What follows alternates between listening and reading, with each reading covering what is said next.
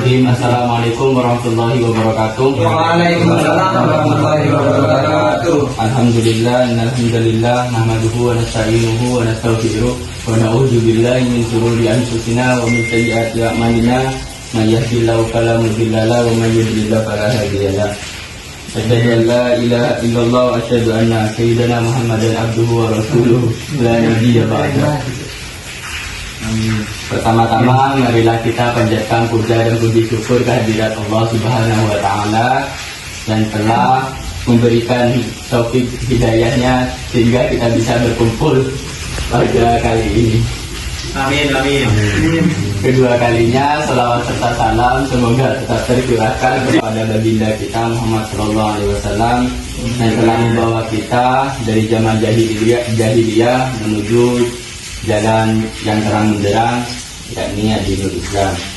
Ketiga kalinya saya di sini ingin menerangkan suatu materi tentang sejarah ekonomi. Namun sebelum kita menginjak diskusi pada kali ini, saya ingin mengabsen terlebih dahulu. Husnul, Dirba. Tommy mana ya? Hadir Pak. Oh, Tommy. Husnul, Dirba. Vivai, Gak ada Pak. Mana? Pak. Gak ada Pak, sakit Pak. sakit kenapa dia? Katanya pernah Pak, terlecok. Ari, Pak. ada ya. Sinan, Saya Pak. Anas, Pak. oh, rajin dia ya. Ulum, Hadir Pak. Oh, Selalu sehat ada, ya. Pak. Sehat Pak. langsung masuk ke materi kita pada kali ini, yaitu tentang sejarah ekonomi. Mungkin sebelum itu ada yang tahu tentang sejarah ekonomi? Gak ada Pak. Apaan tuh? Sejarah ekonomi ilmu yang mempelajari tentang cara fenomena ekonomi berubah dilihat dari sudut pandang historinya. Artinya itu ekonomi dari dulu ke dulu itu sudah ada sampai sekarang. Terus ilmu ekonomi itu lahir pada tahun 1776, yang mana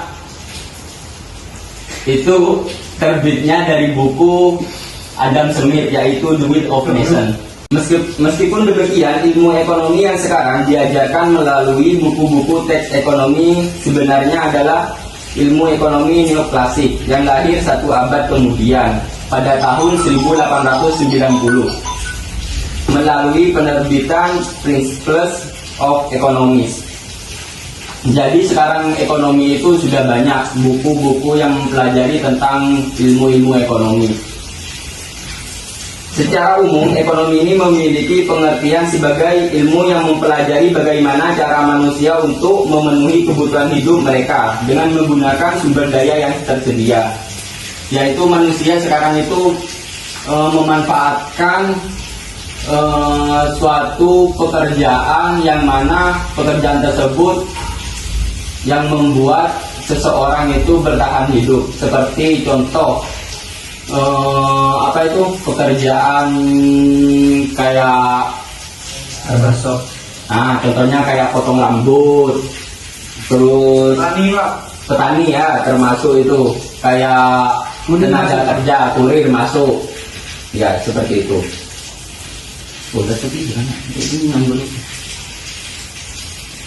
Tujuan ilmu ekonomi di sini secara umum antara lain sebagai berikut: mengetahui hubungan yang terjadi dalam peristiwa-peristiwa yang terjadi dalam beberapa pembagian jenis ilmu ekonomi yang perlu kita ketahui. Yang pertama, ilmu ekonomi terapan. Yang kedua yaitu deskriptif. Yang ketiga makro.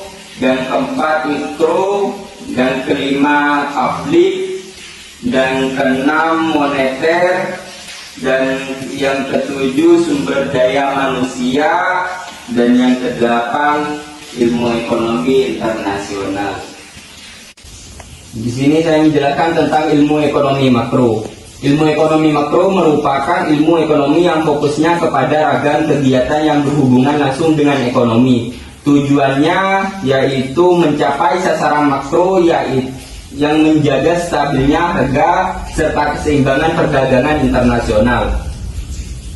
Ekonomi makro juga bertujuan mencapai full employment, memeratakan distribusi pendapatan dan menjaga stabilitas dalam hal nilai tukar. Yang selanjutnya yaitu ilmu ekonomi mikro. Ilmu ekonomi mikro merupakan ilmu ekonomi yang mempelajari hal-hal yang terbatas kepada sesuatu kegiatan ekonomi saja. Mencakup diantaranya harga dasar, harga tertinggi yang perlu ditetapkan demi menjaga keseimbangan antara permintaan dan penawaran. Mungkin ada yang mau ditanyakan atau yang kurang jelas, boleh ditanyakan terlebih dahulu. Mungkin di sini ada yang perlu dipertanyakan atau yang kurang jelas.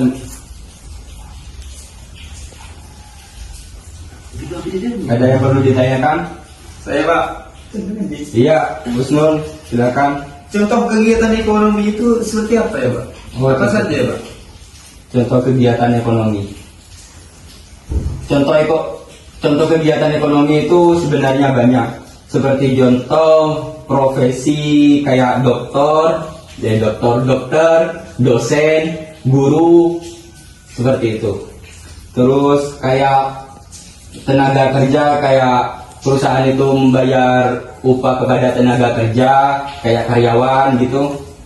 Terus pembelian baku untuk produksi barang antara pembeli dan yang membeli itu. Terus bekerja sama untuk melakukan distribusi barang ke tangan konsumen, memproduksi kebutuhan pokok seperti makanan, minuman, hingga sabun dan sepatu. Kayak itu bahan pokok sehari-hari. Mungkin ada yang perlu dipertanyakan lagi?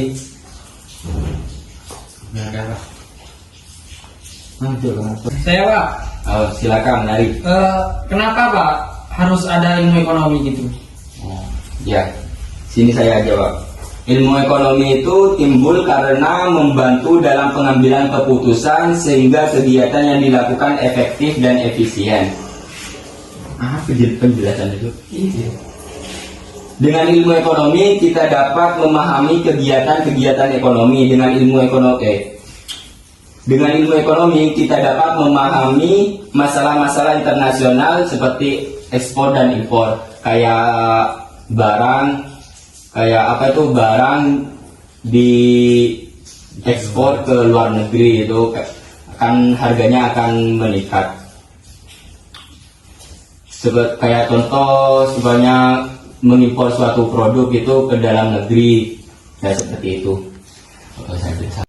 Mungkin ada yang perlu dipertanyakan lagi. Jika tidak ada, saya cukupkan sampai di sini. Kurang lebihnya saya mohon maaf.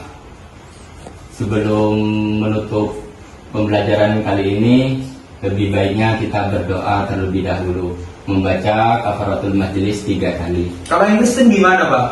Kalau yang Kristen? Ya ikut aja. Oke Pak. Bismillahirrahmanirrahim. Subhana rabbika rabbil izzati amma yasifun, wassalamun alal mursalin, walhamdulillahi rabbil alamin.